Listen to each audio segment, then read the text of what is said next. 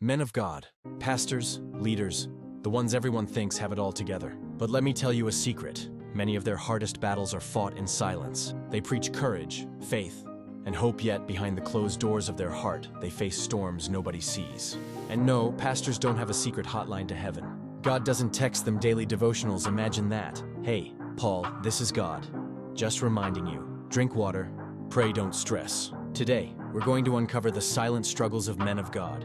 The things no one talks about in church meetings, but almost every leader faces in private. So if you've ever put a pastor or spiritual leader on a pedestal, stick around. What you'll hear today might change how you pray for them. And before we dive deep, hit subscribe. Because let's be honest, the YouTube algorithm won't send you spiritual encouragement on its own, unless Google suddenly finds Jesus. Men of God are expected to be perfect, always strong, always holy, always smiling. But the truth? That weight can crush a soul.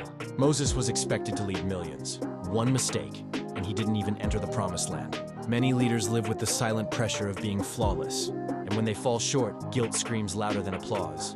Pastors can stand in front of hundreds and still feel completely alone. Elijah called down fire from heaven, yet he sat under a tree and begged God to take his life.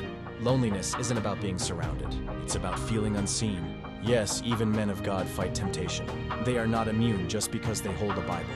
David was a man after God's heart, but even he fell into lust and failure.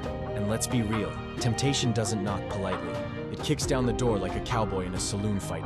Boots first. There are seasons when men of God pray and heaven feels silent. Even Jesus cried out on the cross, my God, why have you forsaken me?" Spiritual dryness doesn't mean God has abandoned his servant. It often means God is deepening trust beyond feelings. Not every pastor drives a luxury car or lives in a mansion. Many quietly struggle to provide for their family while serving their church. Paul himself was a tent maker to support his ministry. Serving God doesn't always mean financial ease. And trust me, bills don't care if you're anointed. Your electricity company doesn't accept prayer as payment. Men of God are often targets of criticism, sometimes from outsiders, sometimes from the very people they serve.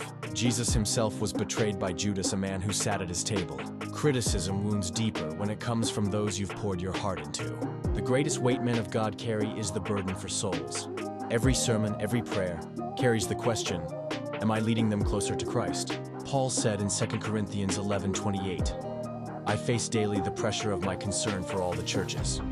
This silent struggle is what keeps many men of God awake at night, their love for God's people. Men of God are not superheroes. They bleed, they weep. They wrestle with doubt, loneliness, temptation, and pressure. But through it all, grace carries them. So the next time you see your pastor smiling, remember, he might be fighting battles you'll never hear about.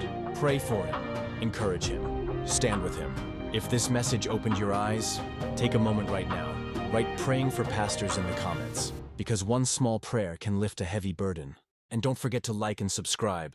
It helps us reach more people with God's word. Plus, it'll make the YouTube angels happy. Okay, maybe not angels, but definitely the algorithm.